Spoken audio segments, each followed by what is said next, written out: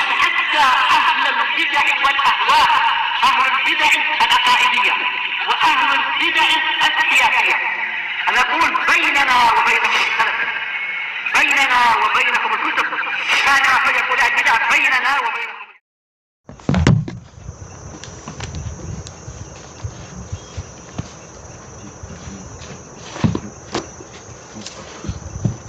Bismillahirrahmanirrahim.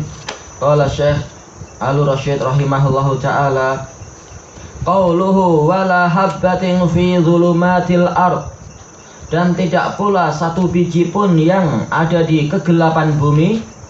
Qal min hububis simari waz-zuru' wa ghairi dzalik, yaitu biji-bijian dari buah-buahan itu ataupun dari tanaman-tanaman pertanian dan yang selainnya. Qauluhu wala ratabi wala yabis, dan tidaklah benda yang basah dan tidak pula benda yang kering. Qal hadza umumun ba'da khusus, ini umum setelah khusus. Yang khusus adalah apa? Biji-bijian. Yang umum ini basah dan kering. Qauluhu illa fi kitabim mubin, kecuali di dalam kitab yang jelas. Maktubun fi al-lauhil mahfuz, dia itu tertulis di lauhul mahfuz. Jadi benar-benar ini adalah kitab yang luar biasa, mencatat segalanya. Daun yang jatuh pun dicatat, kemudian padahal ada berapa daun dan kapan dia itu dicatat. Kemudian juga apa benda yang basah dicatat, benda yang kering dicatat semuanya, dan kapan itu dia basah, kapan itu dia kering, dan apa yang terjadi setelah itu semuanya telah ditulis. Kejadian sebelum yaitu diciptakannya langit dan bumi selama sejarak berapa? 50.000 tahun sampai hari kiamat. Itu kejadian yang nggak ada satupun manusia yang mampu menciptakan menulis sebanyak itu. Semuanya telah diketahui oleh Allah dan ditulis apa yang akan terjadi itu. Ini adalah pengetahuan yang luar biasa. Dan ini adalah dari Rabbul Alamin. Qauluhu, li'anna Allah kataba ilma ma yakun wa ma qad kana qabla an yakhluqas samawati wal ard. Karena Allah itu telah menulis pengetahuan tentang apa yang akan terjadi dan apa yang telah terjadi sebelum menciptakan langit dan bumi. Ma'ruf dalam hadis apa? Abdullah bin Amr ibn al-As, inna Allah kataba maqadira al-khalaiq bi 50 alfasanah qabla an yakhluqas samawati wal ard. Sesungguhnya Allah menulis takdir-takdir seluruh makhluk sebelum diciptakannya langit dan bumi sejarak 50.000 tahun. Dan dalam hadis yang lain, hadis Abi Hurairah, awwalu ma khalaqallah, atau dalam lafaz yang lain awwala ma khalaqallahul qalam qal uktub, qal wa ma aktub, qal uktub ma huwa kainun ila yaumil qiyamah. Pertama kali Allah menciptakan kolam itu, Allah langsung berfirman kepadanya, tulislah. Maka sang kolam bertanya, apa yang saya tulis? Allah Ta'ala berfirman, tulis segala sesuatu yang akan terjadi sampai hari kiamat. Itu adalah rentang waktu yang luar biasa panjang, dan semuanya telah ditulis apa yang ada di dalamnya. Ditulis di dalam kitab tersebut. Fajami'ul asya saghiruha wa kabiruha musbatatun fil lauhil mahfuz. Maka segala perkara yang kecilnya dan yang besarnya itu telah ditetapkan di Allahul Mahfuz ala ma hiya alaih, sesuai dengan kenyataannya. Tidak mungkin ada perubahan terhadap Lauhul Mahfuz. Makanya tentang sabda Rasulullah SAW, hadis Anas itu, man ahabba an yunsa'alahu fi rizqih wa an man ahabba an yunsa'alahu fi asarih wa yubsatalahu fi rizqih falyasil rahimah. Barang siapa ingin umurnya dipanjangkan dan rizkinya itu dilebarkan, hendaknya dia menyambung silaturahim. Maksudnya adalah apa?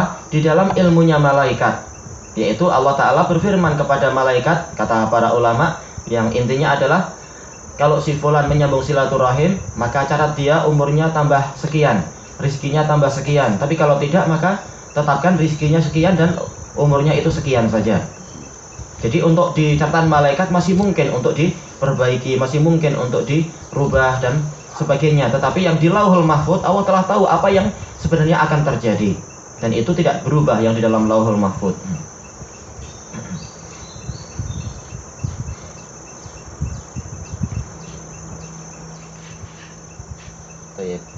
Sampai mana tadi? Nah ini, fataqa'u jami'ul hawaditsi tabqa ma jara bihil qalam, maka seluruh kejadian itu berlangsung atau terjadi sesuai dengan apa yang telah ditulis oleh pena itu. Yang dimaksud adalah apa? Pena yang menulis di Lauhul Mahfuz, bukan pena-pena malaikat. Karena pena itu bermacam-macam. Sebagaimana dijelaskan Ibnul Qayyim di dalam kitab beliau At-Tibyan. Wa hadza ahadu maratibil qada'i wal qadar, dan ini salah satu dari tingkatan-tingkatan al-qada' wal qadar. Fa innaha arba'u maratib, karena qada' wal qadar, ketetapan dan ketentuan itu bertingkat-tingkat. Dia ada 4 tingkatan. Ini yang ma'ruf dari ucapan Syekhul Islam dan juga Imam Ibnul Qayyim. Kalau Imam Ibnu Rajab menjadikan 2 saja, tetapi 2 itu terbagi 2. Jadi ya 4. Yang pertama, ilmuhu subhanahu syamilu li jami'il asya, yaitu pengetahuan Allah yang maha suci yang meliputi segala perkara. Kita harus beriman. Kalau kita beriman dengan takdir, syaratnya adalah kita harus beriman tentang kesempurnaan ilmu Allah. Kalau tidak, maka tidak sah iman dengan qada wal qadarnya. Yang kedua, wa kitabuhu al-muhitu bi jami'il mawjudat, dan penulisan Allah, yaitu Allah menulis seluruh takdir, yang dia itu meliputi segala perkara yang ada, segala perkara yang akan diadakan oleh Allah Ta'ala. Kemudian yang ketiga, wa masyiatuhul ammatu syamilatu likulli syai'. Yang ketiga adalah kehendak. Allah hendak menciptakan sesuatu atau mengerjakan sesuatu sesuai dengan apa yang telah dia tulis di dalam Lauhul Mahfuz itu. Kehendak Allah yang bersifat umum dan menyeluruh, meliputi segala sesuatu. Pembahasan ini juga dibahas oleh Khatib Al-Baghdadi di dalam kitab beliau Taqyidul Ilm. Apa kaitannya? Yaitu kalau Allah Ta'ala itu tidak lupa dan dia tidak pernah lalai dan tidak ada suatu apapun yang luput darinya, itu pun dia menulis. Maka bagaimana orang-orang yang pelupa semacam kita, yaitu Bani Adam? Maka hendaknya dia menulis. Lebih layak untuk dia itu menulis. Kemudian beliau menyebutkan dalil yang banyak dari Al-Quran dan dari As-Sunnah tentang apa? Disyariatkannya menulis perkara-perkara yang bermanfaat. Di dalam kitab beliau Taqyidul Ilm, kitab yang bagus. Kemudian wa sayati, yang berikutnya, wa khalquhu li jami'il makhluqat. Kemudian yang keempat adalah penciptaan Allah. Maksudnya Allah menciptakan segala makhluk. Dia menghendaki sesuatu, kemudian dia menciptakannya. Terserah menciptakan dengan tangannya ataukah menciptakan dengan kalimat kun, itu terserah dia. Al-muhim, setelah dia menghendaki, kemudian dia menciptakan apa yang dia kehendaki tadi. Kalau kehendak itu terkait dengan makhluk, kalau terkait dengan perbuatannya ya berarti bukan makhluk. Baik. Qal wa sayatil kalamu ala hadza insyaallahu fil kalami alal qadar. Dan akan datang pembahasan tentang masalah ini insyaallah ketika Syekhul Islam membahas tentang al-qadar, beriman kepada takdir. Fa fi hadhil ayah isbatu sifatil ilmi lillahi subhanahu wa ta'ala. Maka di dalam ayat ini ada penetapan sifat ilmu dari Allah Subhanahu wa ta'ala kama yaliqu bi jalalihi wa azamatih, sebagaimana yang selayaknya, yang layak dengan keagungan dan kemuliaannya, kemuliaan dan keagungannya. Berarti Allah tahu segalanya dan tahu apa yang akan terjadi, tahu kemana jalan hidup kita nanti, apakah kita masih istiqomah ataukah tidak. Makanya ini menimbulkan rasa takut dan ngeri, bagaimana nanti, apakah Allah akan terus menjaga kita ataukah membiarkan kita karena kedoliman kita sendiri. Na'udzubillah. Karena sudah banyak orang-orang yang lebih kuat dari kita, badannya dan hatinya dan ilmunya, yang kemudian menyimpang. Allah tahu apa yang menyebabkan dia menyimpang. Na'udzubillah. Maka terus-menerus kita berdoa kepada Allah. Di antaranya adalah doa sujud yang diriwayatkan oleh Ali bin Abi Thalib itu, Allahumma saddidni, Allahumma inni as'aluka sadat. Ya Allah, luruskanlah saya. Ya Allah, saya mohon kepadamu kelurusan. Sadidni sadadas saham, yaitu bagikan lurusnya anak panah. Dan doa-doa yang lain yang ma'ruf terkait dengan istiqamah. Qal wa hiya minas sifatid dzatiyah, dan ilmu Allah termasuk dari sifat-sifat dzatiyah, allati la, yang la tanfaku anillah, yang terus-menerus ada pada Allah Ta'ala. Allati la yazalu wa lam yazal. Ini muttasifan biha, yang terus-menerus Allah itu bersifat dengan sifat itu. Wa fiha aradu alal mu'tazilah, Dan di dalamnya ada bantahan kepada Mu'tazilah haitsu qalu, yang mereka mengatakan innahu alimun bila ilm, bahwasanya Allah itu memang alim namanya tapi dia tidak punya ilmu. Lalu untuk apa dikatakan alim? Ini tololnya Mu'tazilah. Padahal jelas Allah Ta'ala mengatakan ya'lamu ma yalij, Allah tahu apa yang masuk dan seterusnya. Bagaimana dikatakan Allah tidak punya sifat ilmu, tidak punya pengetahuan, padahal dia tahu? Ini adalah rusaknya akal mereka.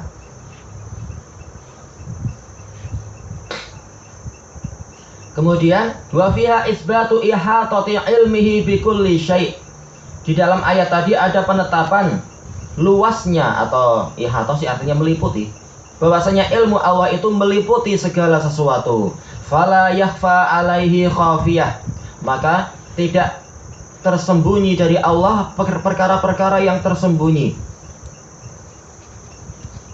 Wa annahu ya'lamul kulliyati wal juz'iyat, dan Allah mengetahui perkara-perkara yang global dan mengetahui perkara-perkara yang bersifat parsial, perkara yang terperinci. Wa ya'lamu kulla syai', dan Allah tahu segala sesuatu. Makana wa ma yakun, apa yang telah terjadi dan apa yang akan terjadi. Wa ma lam yakun laukana kaifa yakun, dan perkara yang tidak terjadi, yang seandainya terjadi bagaimana nanti terjadinya, bentuknya bagaimana, Allah tahu itu. Ini adalah betul-betul pengetahuan yang lengkap, luar biasa. Pengetahuan tentang perkara yang maujud dan perkara yang makdum, Allah tahu itu. Yang seandainya makdum tadi diwujudkan, apa yang akan dia lakukan dan apa yang akan terjadi pada dia, Allah tahu. Ini benar-benar sesuatu yang luar biasa.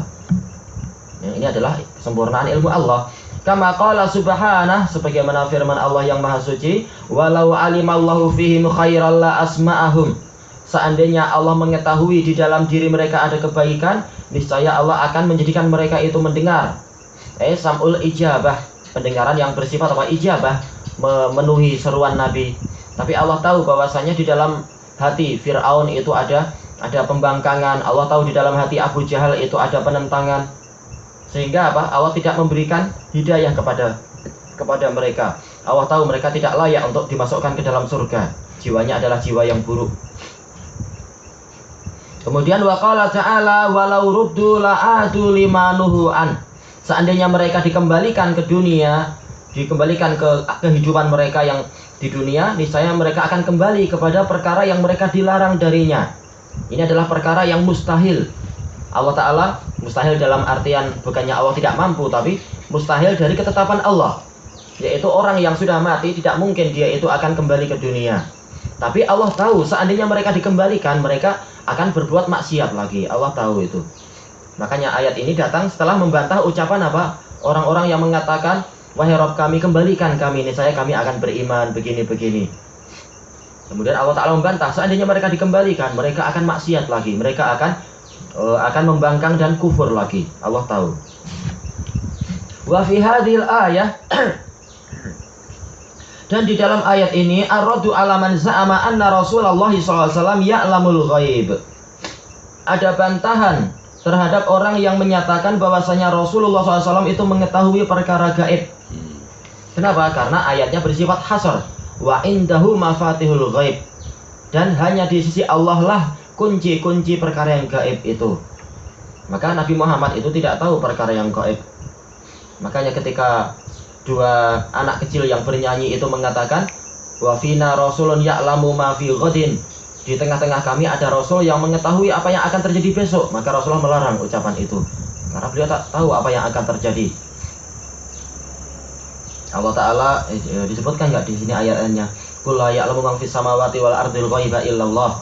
Katakanlah tidak ada yang mengetahui perkara yang gaib di langit dan di bumi kecuali Allah. Juga Allah Ta'ala berfirman menyuruh Rasulnya untuk mengatakan walau alamul ghaiba lastaksartu minal khair wa ma masaniyasu. Seandainya aku tahu perkara yang gaib, niscaya aku akan apa? Memperbanyak kebaikan agar aku tidak tertimpa kejelekan. Rasul tidak tahu besok di dalam perang Uhud beliau akan luka dengan luka-luka yang parah semacam itu. Beliau tidak tahu. Tetapi apa? Tetapi beliau adalah Rasul, beliau mendapatkan wahyu. Maka boleh jadi beliau mendapatkan ilmu gaib, tapi dalam artian apa? Gaib yang nisbi, yang orang belum tahu tapi Rasul tahu karena diberitahu oleh malaikat Jibril. Makanya Allah Ta'ala berfirman, alimul ghaibi fala yudhiru ala ghaibihi ahada illa man irtadha mir rasul. Allah itulah yang mengetahui perkara yang gaib, maka Allah tidak menampakkan pengetahuan gaibnya itu kepada seorang pun kecuali orang yang dia ridhoi dari kalangan para rasul untuk tahu demikian dan demikian. Makanya Rasul terkadang menyebutkan perkara-perkara yang gaib, tapi sebatas yang diajarkan oleh Allah. Qal fahiya sharihatun fi anna hadhil khams la ya'lamuha illallahu subhanahu wa ta'ala. Maka ayat ini terang-terangan menyebutkan bahwasanya 5 perkara tadi tidak diketahui kecuali oleh Allah Subhanahu wa ta'ala. Kama taqaddama al-hadits alladzi fi shahihain, sebagaimana telah terdahulu hadis yang dalam shahihain, yaitu yang diriwayatkan oleh Imam Bukhari nomor yang ke 4778 dari Ibnu Umar. Adapun yang muttafaqun alaih dari Abi Hurairah. Abu Hurairah riwayat Bukhari nomor 4777, yaitu sebelumnya. Kalau yang Ibnu Umar tadi 4778. Ya 8 ya. Untuk yang Muslimnya adalah nomor yang ke-9. Qal mafatihul ghaibi annahu sallallahu alaihi wasallam qal mafatihul ghaibi khams la ya'lamuhunna illallah. Kunci-kunci perkara gaib itu ada 5. Tidak ada yang mengetahuinya kecuali Allah. Sampai kepada lafaz la ya'lamu ma fil arhami illallah. Tidak ada yang tahu perkara yang di rahim kecuali Allah. Maksudnya adalah seperti yang disebutkan kemarin itu. Masalah apa itu? Sebelum terbentuknya jelasnya janin itu laki-laki ataukah perempuan, tidak ada yang tahu. Tapi Allah sudah tahu apa yang akan terjadi. Dan perinciannya pun Allah tahu. Sementara manusia tidak tahu, walaupun sudah punya alat-alat itu, secara rinci mereka tidak tahu. Tayyib al-hadits. Qala al-Qurtubi rahimahullah, al-Qurtubi ini sebagaimana dinukilkan oleh oleh Ibnu Hajar dalam Fathul Bari yang pertama muka surat 290. Seringnya kalau nukil dari Qurtubi maksudnya adalah dalam Al-Mufhim, kitab Al-Mufhim, yaitu apa? Syarah Mukhtasar Sahih Muslim. Al-Qurtubi mengatakan la matama ali ahadin fi ilmi syai'in min hadhil umuril khamsah. Maka tidak ada seorang pun setelah ini yang memiliki semangat, maksudnya tidak layak dia memiliki semangat untuk mengetahui sedikit saja dari perkara-perkara yang 5 ini. Kenapa? Karena pintunya ditutup oleh Allah. Kalaupun dia ingin mengetahui, dia akan penat sendiri dan akan letih sendiri. Baik, wal muradu bil ghaibil musyari ilaihi huwa al ghaibul mutlaq. Dan yang dimaksudkan dengan perkara gaib yang diisyaratkan di sini adalah gaib yang sifatnya mutlak. Wa huwa ma la ya'lamuhu illallah, yaitu perkara yang tidak diketahui kecuali oleh Allah. La al-ghaibul muqayyad, bukan ghaib yang sifatnya muqayyad, yang terikat. Wa huwa ma alimahu ba'dul makhluqat duna ba'd, yaitu pengetahuan yang diketahui oleh sebagian makhluk tanpa makhluk-makhluk yang lain. Fa huwa ghaibun bin nisbah. Ini yang diisyaratkan dengan apa? Ghaibun nisbi itu kata sebagian ulama, yaitu dia gaib dilihat dari sudut pandang liman lam ya'lamhu, dari orang yang tidak tahu. Dunaman alimah, bukan orang yang mengetahuinya. Fayakunu ghaiban amman ghaba anhu minal makhluqin la amman syahidah. Maka dia istilahnya adalah gaib bagi orang yang memang tidak hadir di situ dari kalangan para makhluk, bukan orang yang menyaksikannya. Yang menyaksikannya jelas dia mengatakan ini adalah ilmu yang jelas. Adapun yang tadi orangnya mengatakan ini perkara gaib, saya tidak tahu. Fatakhallas, maka terbentuk kesimpulan annal ghaib yang qasimu ila qismain. Perkara gaib terbagi menjadi 2, mutlak wa muqayyad. Ghaib yang mutlak dengan ghaib yang muqayyad. Baik, ilahuna wallahu a'lam.